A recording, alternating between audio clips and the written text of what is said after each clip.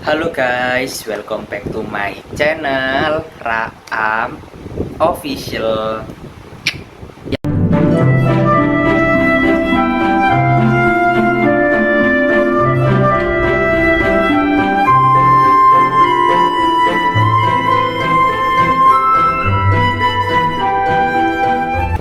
Pada video kali ini aku akan membahas tentang hewan mikroskopis, yaitu seekor kutu.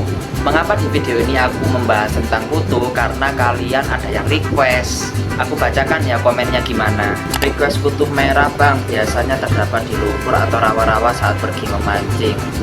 Terus kutu air bang, hahaha. Ya biasanya ke sela-sela kaki. Nah, dari komentar tersebut aku sedikit meluruskan karena setelah aku browsing-browsing di Google, di jurnal, ternyata kutu air sama penyakit kutu air itu ada sendiri ya guys. Nah, untuk penyakit kutu air itu memang berada di sela-sela kaki gitu. Nah, penyakit kutu air ini disebabkan oleh pertumbuhan jamur Tinea pedis. Jamur tersebut akan tumbuh di kulit yang lembab. Contohnya ketika kalian sudah sekolah, kalian melepaskan sepatu sama kaos kaki. Nah, kondisi kaki kalian itu lembab. Nah, dari hal tersebut itu memberikan peluang besar pada jamur Tinea pedis untuk tumbuh di daerah sela-sela kaki itu. Apalagi kelembapannya itu disertai dengan bau yang tidak enak. Dari cerita itu makanya dinamakan sebagai penyakit kutu air. Nah, mungkin ya sejarahnya kayak gitu, kurang lebih kayak gitulah ya. Tapi ternyata kutu air itu ada sendiri.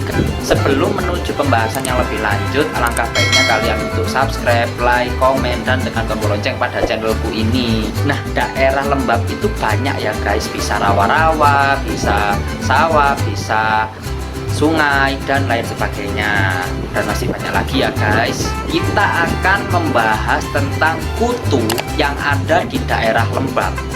Terbagi menjadi dua kutu, ada kutu air sama kutu non air. Yang pertama yaitu kutu air.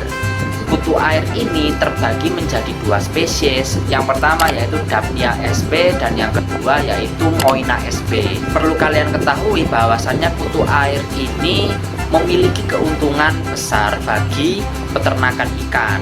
Keuntungannya apa? Keuntungannya yaitu kutu ini bisa dijadikan sebagai bahan pangan. Misalnya ikan lele, ikan hias, bahkan hewan-hewan laut seperti lobster itu makanannya kutu tersebut. Mungkin kalian ada yang bertanya-tanya mengapa kutu ini dijadikan sebagai bahan pangan.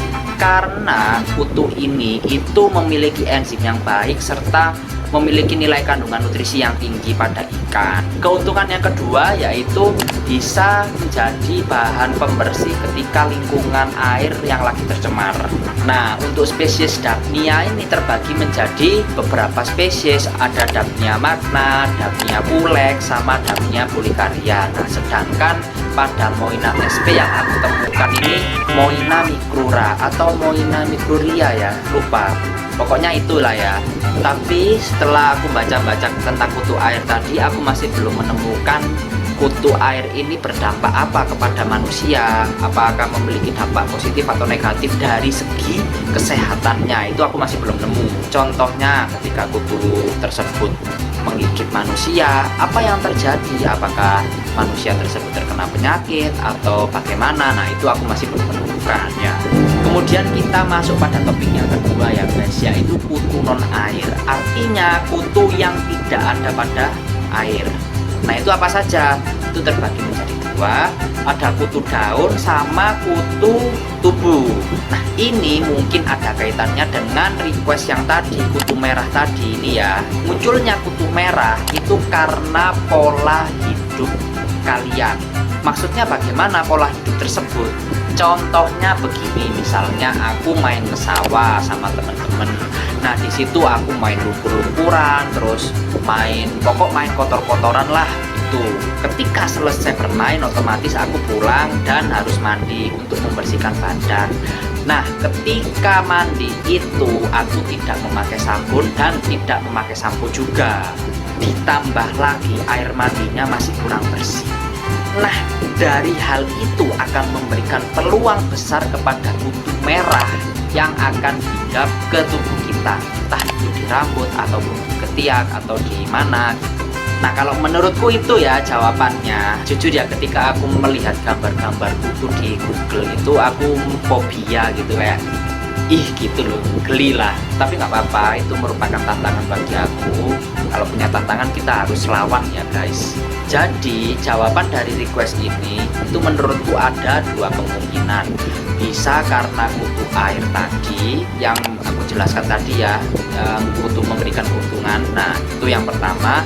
Dan yang kedua, kutu merah yang dimaksud mungkin kutu yang lagi hinggap di tubuh kita karena pola hidup yang aku jelaskan tadi. Nah, kemudian yang kedua yaitu kita membahas tentang kutu daun. Nah, kutu daun ini memiliki dampak negatif terhadap tanaman ya. Nah, dampak negatifnya itu bisa menimbulkan tumbuhnya bercak-bercak kuning pada tanaman yang berujung kepada kematian pada tanaman itu. Nah, untuk spesiesnya jujur aku nggak hafal, tapi namanya emang sulit ya. Ada Izus persicae macrosipulum euphorbiae acritosipon solani. Emang namanya sulit ya guys. Jadi kesimpulannya, kutu-kutu yang di daerah lembab itu sebenarnya banyak, tapi aku bisa menjelaskan itu tadi ada dua kutu air sama kutu non air. Nah, yang kutu non air ini itu menimbulkan dampak negatif di makhluk hidup, ke manusia, ke tumbuhan, ke hewan bisa gitu. Tapi kalau kutu air beda ya guys. Kutu air sama penyakit kutu air. Penyakit kutu air disebabkan oleh jamur Tinea pedis tadi. Tapi kutu air yang aku jelaskan tadi itu memberikan keuntungan di bidang peternakan ikan.